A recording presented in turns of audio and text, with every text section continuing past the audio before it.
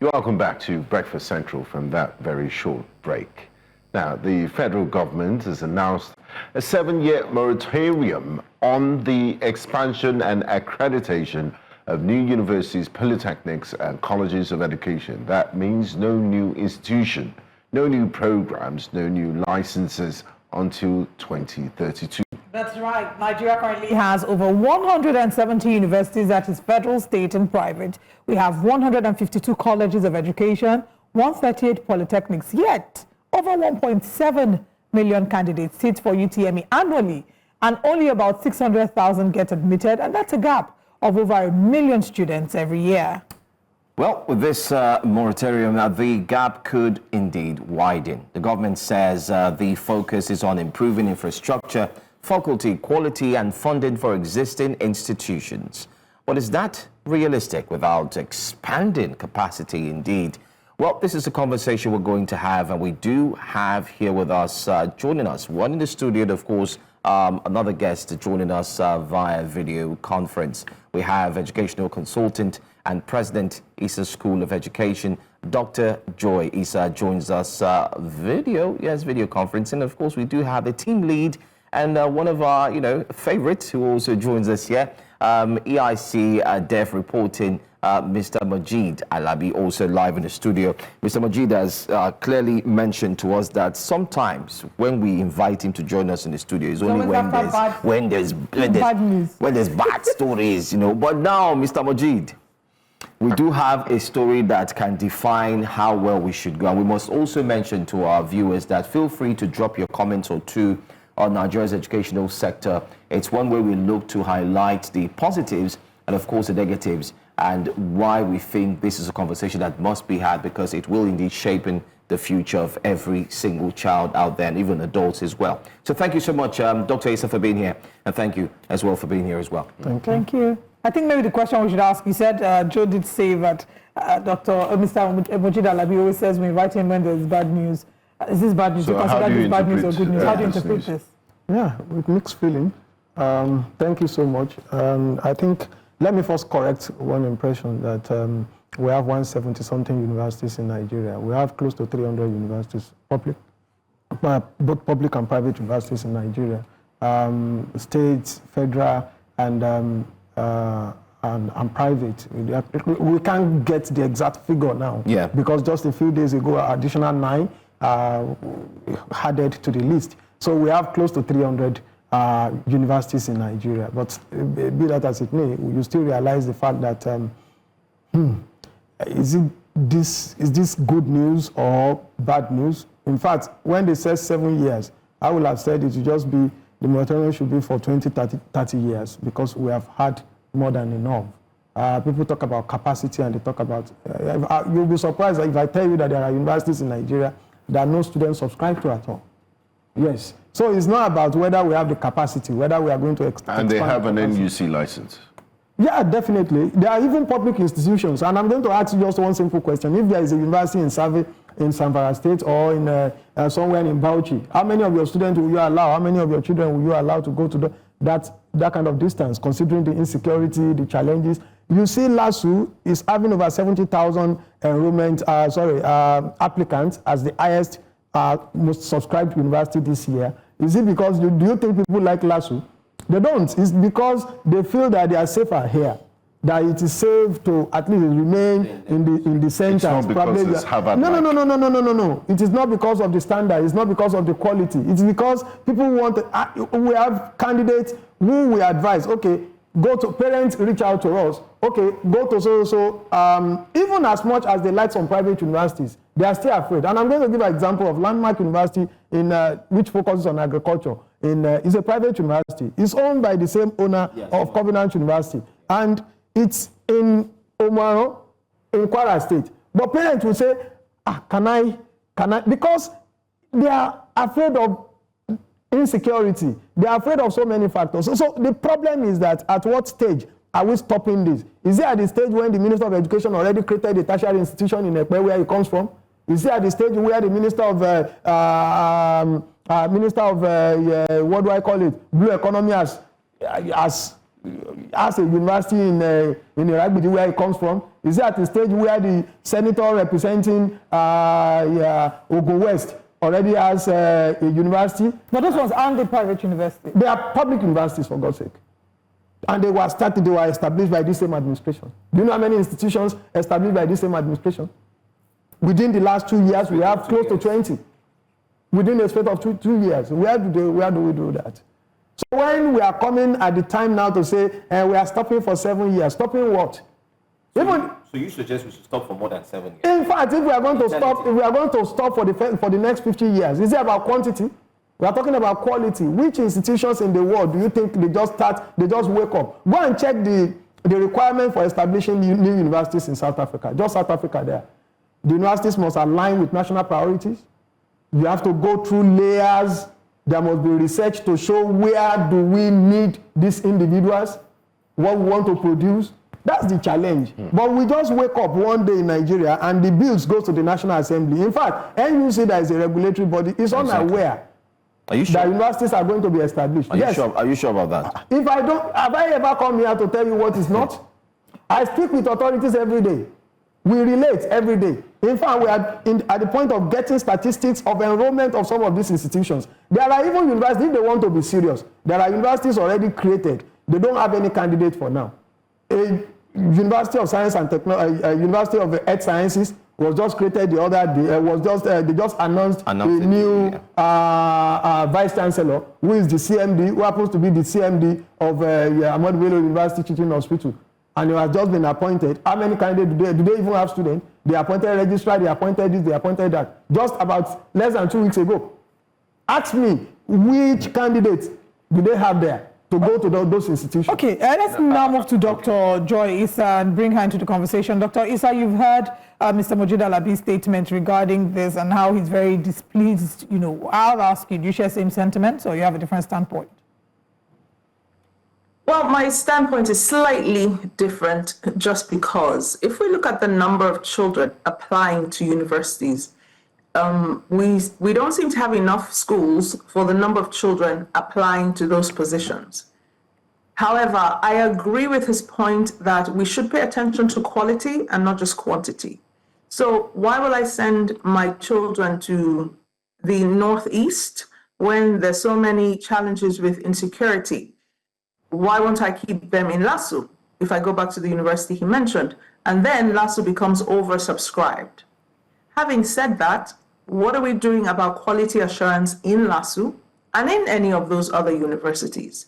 So personally, I think the ban is a welcome development if we are diverting the funding that should go to the new universities to those existing organizations, if the regulatory bodies wake up and do due diligence on every single course in every single department in every single university.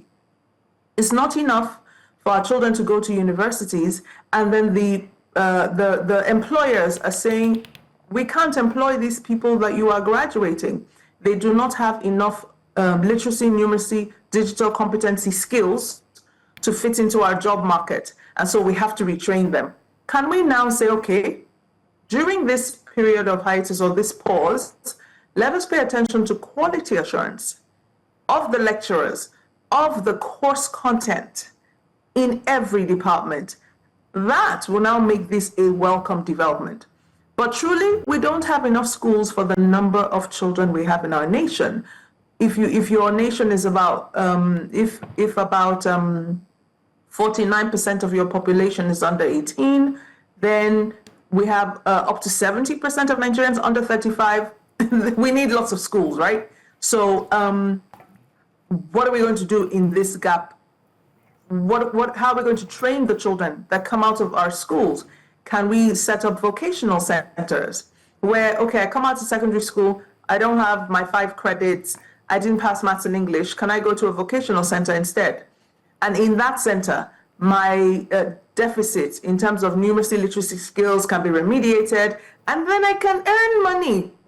So yes, I become literate, I become more numerate, I have digital competencies, then I learn the core skill, the hard skill, in any of these centers, so that I can become an independent adult. At the end of the day, we want responsible citizens in our nation. That is the bottom line. At the end of the day, we want responsible citizens in our nations. So tertiary education is important, yes. I think the gap is a very welcome development. Again, if the regulators pay attention to quality assurance during this period. So we don't have these pop-up universities that just show up I'm sorry to say, as money laundering schemes, and you don't have core technical competencies in the different departments. Why can't these faculty heads, VCs, why can't you partner with the private sector and bring those industry experts as guest faculty?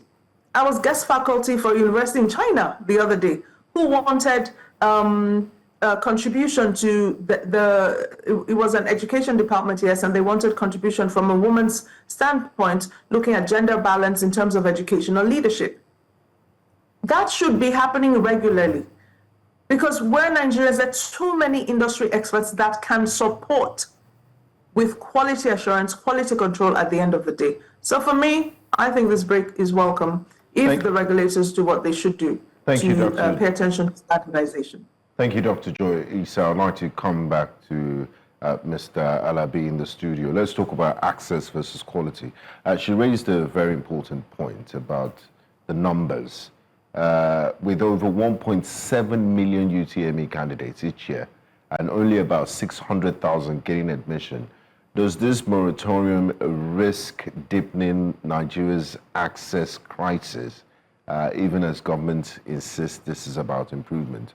So we have these numbers, but sheer numbers of universities, but they're not absorbing all the 1.7 million candidates. What will now happen when this moratorium kicks in? Yeah, so the question we should ask ourselves is, when we were creating these universities, how did they help to solve the problem of capacity? As far back as 2012, I did a piece.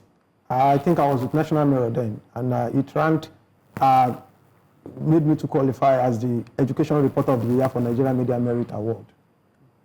What did I write about? When a new vice chancellor came on board at the Obafemi Awolowo University then, we set an agenda. And what did we do?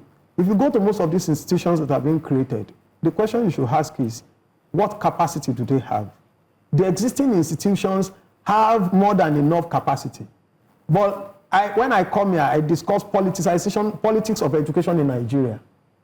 Everybody wants to have constituency projects going to his or her home constituency.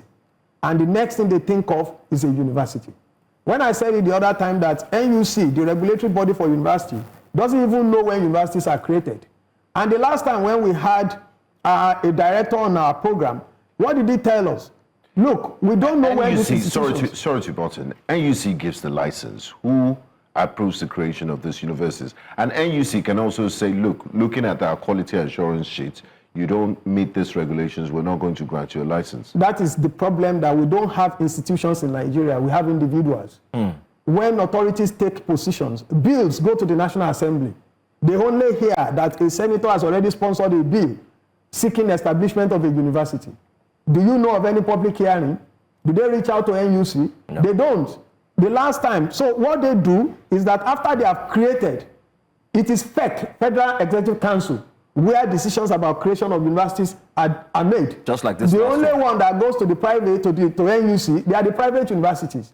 You will see a senator representing your constituency, he just goes there with a bill. And because he has played his own politics, so his bill comes up, they discuss it, they approve. They take it to FEC and they walk around behind the scene and they tell the president, please, this bill is from so. We have a favor to get from him. Then they stamp it. Now the challenge is this. Go and check those mushroom institutions that are created. At the end of the day, they can only admit about 1,000 candidates out of 1.7 million. But you have universities that are already existing that can accommodate as much as 50,000 more candidates if we actually improve them in terms of infrastructure. And I'm going to give an example. ABU is one of the biggest universities in Africa in terms of land space. Go to Unilorin has about 16,000 acres of land. Go to OAU, 13,000. Now, all this infrastructure, when OAU was created, there was supposed to be helipad within the university. When you are coming from abroad, you just go in straight. you see those infrastructure. You don't need another new vice chancellor. You don't need another new registrar. You don't need to build new infrastructure. It's just to expand the existing one. You are going to have more than 30, 40,000 candidates to be absorbed into those institutions. But the problem is, you go to one abandoned secondary school in one village. You establish a university. What are you going to have? It says they are legacy. Go to Federal University or Ekiti. What infrastructure do they have up to today? They don't have the number, you understand? And it is even oversubscribed. Because people say, okay, there is a kind of, at least, little peace here. So when you have peace in that kind of environment, people say, okay, let's go there. And the students they are subjected to some kind of challenges. They live in private facilities. Most of those people who went to public institutions, they were accommodated on campus. That is what we call university environment. Universities are meant to be a place like a home. You can be on some campuses, ABU, OAU, you can be there for more than a year without going out for anything. It's a community. It's a community. But today, most of these institutions that are built, they come without hostel, they come without infrastructure, no classroom. Last week that people were talking, they had to stop some programs recently when they realized that students were more than even what any school can accommodate. They had to, in fact, they introduced the stream 2. They call it stream 2. So that because when they realized that they had more than enough for the first and they also needed money, they had to create stream 2. What the stream 1 will be paying in terms of fee is lower than what the stream 2 will be paying. And that is what we are saying, that it is because we are not sincere. In Nepe, they started one federal medical center. It will have a school of nursing. We are not saying don't create. What we are saying is that the existing ones, so when doctor was speaking the other time that we don't have enough to accommodate our candidate, it is not by creating new ones. When you have new innovations coming up, universities are not by the landmass, not by the infrastructure again. It's about technology. They are not just by physical infrastructure, I meant, by technology. But you don't need to be, okay, a vice chancellor that you appointed for one university in Nudufu and Likwe is also going to be handing the same money with another university vice chancellor in the University of Lagos. It's going to be handling the same thing, the registrar, whatever. So it is just jobs for guys and supporting my community. But what we are going to get at the end of the day, as we are getting now, is that we are not going to be having students. We are going to be having crooks. Because, yes, and that's why you see most of the communities where we have these students, they have become hideout for criminals. And cultism. Cultism. And that's why we are saying that those ones that are saying, let's stop it now, it is because they have satisfied their own constituencies. When others come on board, they will tell you that what has happened to my own constituency. And that's the problem with the politics of education in the country. Everybody wants to just build a system. Want a university in their village. Let me even ask you this question. Where are the lecturers to even teach in these institutions that they're creating? That's one of the questions I wanted to ask, because the schools that are being created, let me go to doctor. Do we have enough lecturers to cater to the administration, education, and so on and so forth? Recently, we did see NASU and SANU go on strike and mention that, listen, we need to look into our remuneration, payments, and so on and so forth. And my question to you is, do we have enough lecturers? Secondly, the educational sector, is it really a space used for either laundering, or you think, just share with us what you really know about all of this? So in recent years, we've seen the exodus of skilled practitioners, right, abroad, in the medical sector, in so many sectors. We see, people just, should I say, well, it's an exodus really, traveling, right? And there's a gap. That is the simple truth. If we cannot graduate competent, skilled practitioners, who's going to now progress in the academia to become the professors, associate professors, etc., when the people who are more skilled are traveling abroad? Because there are not enough lecturers anywhere in the world. Okay, there's a dearth of teachers, and countries abroad keep looking to Africa to harvest skilled labor. So I mentioned earlier that there needs to be PPP, public-private partnership. Universities academic practitioners, yes, you have the baseline skills, but partner with industry experts that can come and contribute as guest faculty. So for me, lecturers are not necessarily the core issue. My colleague here said many important things. Number one, infrastructure is not enough, it's inadequate. And so the universities that are good are overcrowded. You don't have enough hostels, you don't have enough faculty, you just don't have enough infrastructure. And so in fact, some of them have established so many satellite campuses all around the country. You see Unilag satellites, you see ABU satellite campuses, you see distant learning programs, all in an attempt to accommodate the crowds that they receive. This, I would say, is where new universities would have remediated, right? To say, okay, because you're a new university, you can accommodate new people. Unfortunately, like you said, I have some money, I'm a senator, I'm a politician, or I'm a big shot somewhere. I feel like I want to give back. I convert an abandoned secondary school into a university. Who's doing the quality control effectively? NUC gives a license. However, monitoring, those of us in academia understand what's going on. There is not enough monitoring and evaluation controls, not enough regulation. That is the simple truth. And so where we have this challenge is, okay, existing universities are overcrowded, but new universities are not doing enough. I have to say, though, that when you speak about change, the newer universities are more open to adapting AI technology than permit the word dinosaurs, who just want to do the same thing over and over again. Let me narrow it down to the education sector.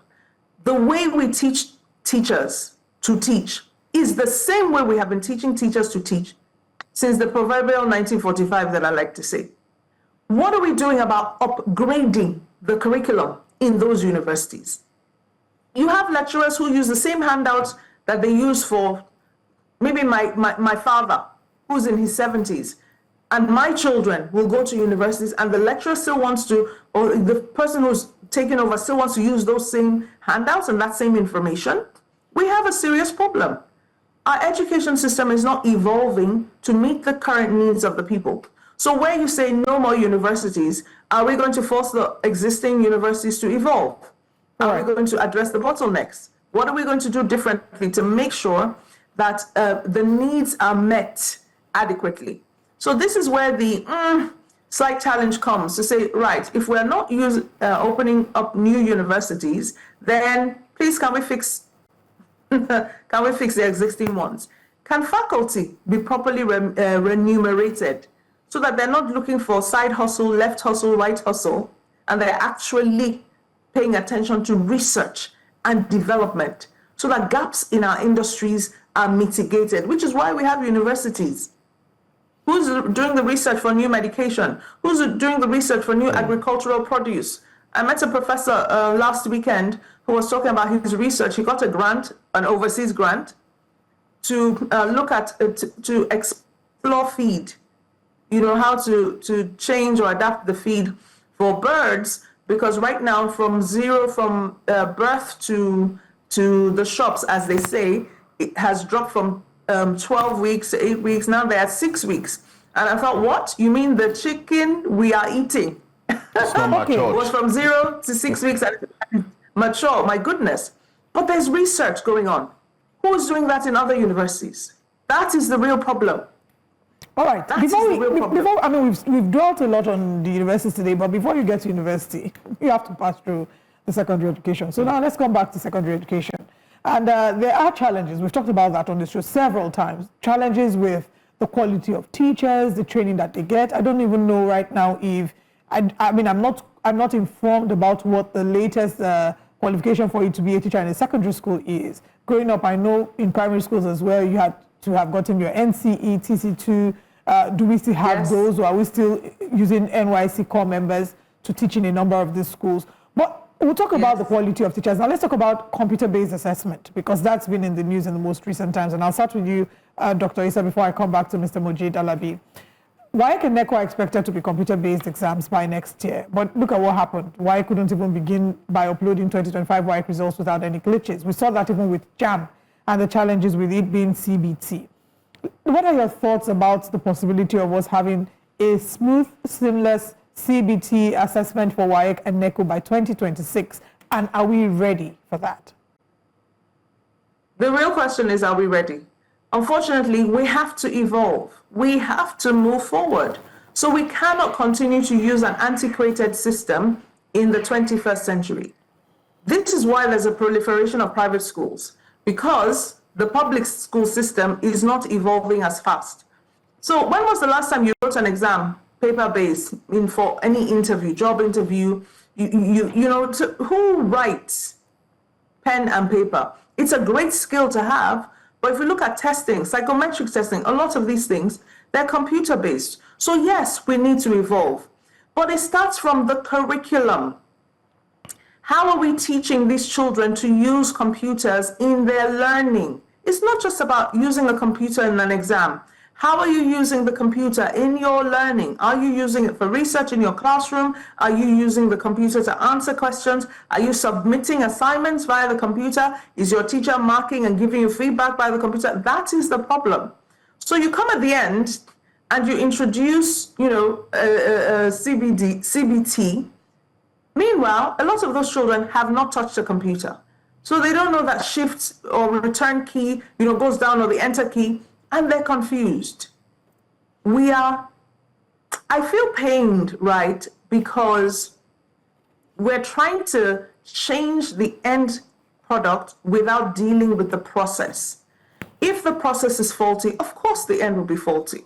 So you want to change an entire assessment strategy or system, and you do not integrate it from the beginning. You wait till the end. Of course it is bound to fail. So right now, what WAEC needs to do, what our secondary schools need to do, is to immediately, especially from September, as school starts next month, to introduce computer-based testing from day one. Everyone should do their baseline assessments using computers. Now that raises the problem. Where are the computers in the school? Where's the power? Solar power, whatever power. Where's that? So we go back to lack of infrastructure that will end up leading to children not performing optimally. We have to evolve, we have to move forward. So resources need to be channeled, need to be redirected. And the last thing I want to say is, I wonder if the government could do the same thing in the secondary schools. To say, right, no more opening new secondary schools or primary schools. Let us fix the existing ones. I'm sure my colleague here will agree that those mushroom schools will be forced to partner with people down the road, and will be forced to expand, and will be forced to do things better. If we do the same thing to secondary schools, that is what I advocate for. The same thing, put a block. Thank you, Dr. Joy Issa. So I'll just pick up from where Dr. Issa left off, Mr. Mojeed Alabi. Would you recommend moratorium for secondary schools and to strengthen the secondary school systems we have in Nigeria, and also funding? The government says its focus is on strengthening existing schools and funding, but we know that Nigeria's education budget really crosses the 8% of our national budget, far below UNESCO's recommended 15 to 20%. So how do we realistically transform funding for these institutions, and also the existing government secondary schools, make them fit for purpose, produce graduates that can compete in the 21st century job market, and not just churning out numbers, but quality? Yeah, thank you very much. We need to first clear something. Secondary education is basically, apart from the 104 unity schools that are controlled by the federal government, the bulk of secondary schools in Nigeria are controlled by the state government. And so if we talk about education budget, I think for the federal level, our focus is usually on the federal government level. If we go to the different states, the states are in control of the secondary education. And it's because the government failed at the different states. That was what gave birth to Universal Basic Education Commission. But you look at, we have done a couple of stories that exposed fraud, even in the utilization of the fund provided by UBEC. The challenge that we have in this country is not, and that's why when people say, this person has failed, this person has also failed. Yes, people will continue to fail because the challenge that we cope with in Nigeria is far, far beyond what people can see from outside. UK examination bodies will not conduct the same exam for the number of candidates that we conduct for in Nigeria. When you look at the geographical location, you look at demographics, you look at everything, you realize that we have more troubles here. And the kind of the challenge that they face in terms of syndicates who are planning to also truncate the system, you don't find them out there. Over there, everybody understands that the system has actually started from the beginning. And that's what I said the last time I was there. When you look at it, sometimes we like to jump, place the cat before the horse. You realize that the kind of the system that we have, we want to actually set exams even before infrastructure. When Rauf Aregbesola introduced Okwenmo as a governor in 2000 around 2012 or thereabouts, some of us said that it will fail because even the classrooms that are necessary, where chairs are meant to be for pupils to sit down, they are not there. So you can't. And Nigerians, like I always say, they are tech savvy. Whether they have seen it or not, once they have opportunity to check it one time like that, then they can change the configuration, change everything for you. So when we told them that they would be downloading items into the tabs, they thought we were joking. They eventually became tools for them to watch porn. And that's the problem that we have in our system.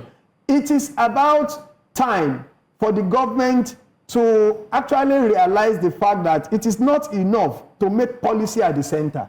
We have to also factor other stakeholders to come into the system. How much of the students are actually catered for by public institutions, by public secondary schools? The bulk of the students are also catered for by these private institutions, private schools. And these private schools, who control them?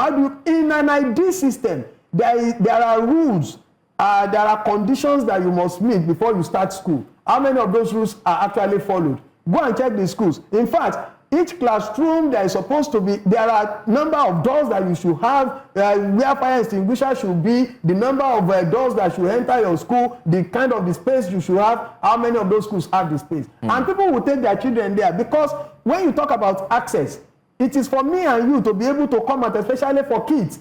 I lead a body which is called Rich Network. Rich Network is a body, I co-lead this organization with an Indian lady. It's a forum of journalists where we work on early childhood care development. And you realize it's with an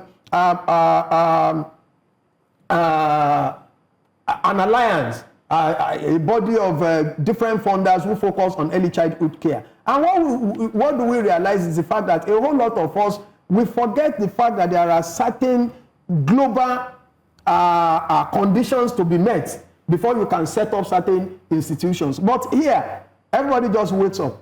You set up one. When you say WAEC fails, NECO fails, JAM fails, they will continue to fail because just like Dr. just said, Dr. Issa said, you look at what are the requirements to even take these exams? What are the requirements to even set this kind of standard? What are the standards to be set? You realize the fact that they will tell you in Nigeria that we have ranking tests. And we have the one conducted by WAEC is called achievement test. It's not ranking test. And the reason you cannot use you can't rely entirely on CBT. It's very clear. For one exam, you have about 3. You have practical. How do you engage in terms of practical using somebody that must be able to titrate, somebody who must go to laboratory? These things are meant to be seen. They are not just meant to be observed. They are not meant to just use computer to achieve. So there is a practical biology. There is practical physics. There is in English language you are meant to do oral. Oral English is not something that you just sit down somewhere and just say, the ID system, you could recollect in those days. Yes, there is technology. Do we have this infrastructure in place? And that's the question we are asking the minister. Yes, because the minister is coming from an environment where everything has been automated, right from the primary basic level. He's a Nigerian American, so he's coming from America. But when you go to Inyaforogi, when you go to that village I've been to a lot of parts of this country. I've been to Northeast, I've been to North Central, I've been to Northwest, I've been to Southwest, even in Southwest here, that you say, oh, we are elevated. Go to those remote places. Go to some part of Yewa here in Ogun State. You will understand that we have a very long way to go. There is a need for us to look at what steps are we going to take to first put the system, to first put the infrastructure in place and teach people, even the teachers that we are recruiting. Who is that person that is taking up teaching today? I mean, in the East, we heard that the Southeast governor at some point had to recruit some persons just from to fill different up parts of the country. from different parts, from parastatals, just to fill up the. Go and check most of even the public or private schools. To get accreditation for WAHEC, whatever, they rely on core members. That is why when people say scrap it, I just laugh. If you know what gap they feel in terms of teaching in schools, and these are people who are not even taught well themselves. Go and check the people who opt for. I've done the research before. You look at the number of students who opt to study education in Nigerian schools, Nigerian tertiary institutions. The number, they are the dregs. Those who scored low. Yeah. Every day, even yesterday, they sent candidates to me. And the next thing they tell you is that to go to college of education, the people who score about 170. And I advise And the these person, are meant to be people imparting knowledge, teachers. so your teacher to teach lawyers, to teach engineers, to teach medical doctors, they are the poorest of the poor of the poor. They are the poor of the poorest. Quite unfortunate. So nobody wants to, and it also talks about the reward system that I always emphasize. Today they are talking, as I heard you, today you are talking about reviewing the salaries and wages of the politicians, of political office holders. Yeah, we just had But that you are talking conversation. about a situation whereby just a single review of the 2009 ASU federal government agreement, the government has failed to do that. The next thing that they are doing is that they are giving them option of loan, that they can take loan up to 10 million. Without, when you are owing me, you want me to take loan. You have not paid me my worth, and you are suggesting loan. Sign the 2009 agreement and see whether you are going to have strike in this country, and see whether lecturers are not going to, whether Nigerians are not going to be coming back to this country. You think the people who traveled just because they are looking for greener pasture, you think it's also greener pasture, it's also it's green over there? Nobody want to leave this system where you have your family, where if you are enjoying, if you realize that there is a kind of a system that is in place that guarantees a better future for you. When you signed that 2009 agreement, ASU just finished their NEC meeting yesterday.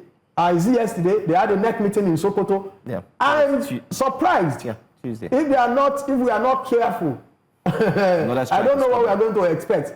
Their resolution is already, they are passing their resolution. You know, ASU operates like a very secret society. They don't make it happen, and they want to shock the nation. And I'm afraid, because you can't ask me to come and be taking loan 10 million. when you are owing me and you have refused to sign normal wages for me. Who does that? So how can minister prioritize loan when in actual fact you have a pathway already agreed to? Do you know how many times they have signed, they have reviewed this agreement? Many times. They started this agreement as far as the same with the 2009. doctors, the nurses. The doctors. I mean, that's why our first guest joined us. So, I mean, So it's a major challenge. that's why we all of us asked should be the able first to guest solve. who joined us if he really understands what's happening in the country, but it seems he doesn't, by the way. Anyway, just to wrap things up, because we're almost out of time, Dr. Issa, we have just less than 2 minutes. Can you share your thoughts on the way forward? My question to you finally, I mean, I don't know about my colleagues, but because we have 2 minutes, would be, since we're looking at a security summit from the National Assembly, we're also looking at the youth confab. Don't you think that the government should also look at an educational confab or summit? Absolutely. The worry is that we'll have a summit, we'll have lots of conversations, and then there'll be no action. We have a challenge with policy implementation in this country. And I think the regulators, Office of Quality Assurance for Secondary Schools, NCCE and NUC need to wake up and do what they should be doing to ensure that our existing organizations are implementing policy, are following procedures as agreed. That is the fundamental issue. So really, my advocacy is, look, guys, let's wake up and really do what we need to do and stop having these conferences and all, and then we come up with symposia and come up with, white papers, and, they get buried in the sand. Absolutely agree with you. Talk is cheap, like they say. What we need is action and implementation. I'd like to say a very big thank you to you, Dr. Joy Issa, for joining us in this very important conversation this morning. Thank you very much. Thank you so much. And maybe we have much. Mr. Alabi in 30 seconds. Do you have any final thoughts? Final thought. We'll keep speaking. When I keep complaining, and people said, look, you cannot keep complaining. I'm tired of going to the show and be speaking. And they said, no, you think it is not working. Who told you that the new moratorium is not as a result of the work, of the talks that we keep saying, that we keep coming here to speak about? So I will encourage you, and I thank you very much for providing the platform for us to actually share what we have observed, what we have seen, and what we hear, because we're in the middle. We speak to the authorities, and we also speak to the recipient of the policies. And we feel that what we have been able to do, as much as we continue to speak, when a blacksmith continues to hit the thing, he knows what he wants. We will keep speaking, so we cannot stop speaking. Mr. Mojeed Alabi, thank you for joining us. Dr. Joy Issa, thank you for joining us as well, and for constantly speaking about the ills in the education sector, as well as applauding when there has been progress. We look forward to seeing feedback taken from a number of the points that you both have made today, so we can see an advancement in Nigeria's education sector.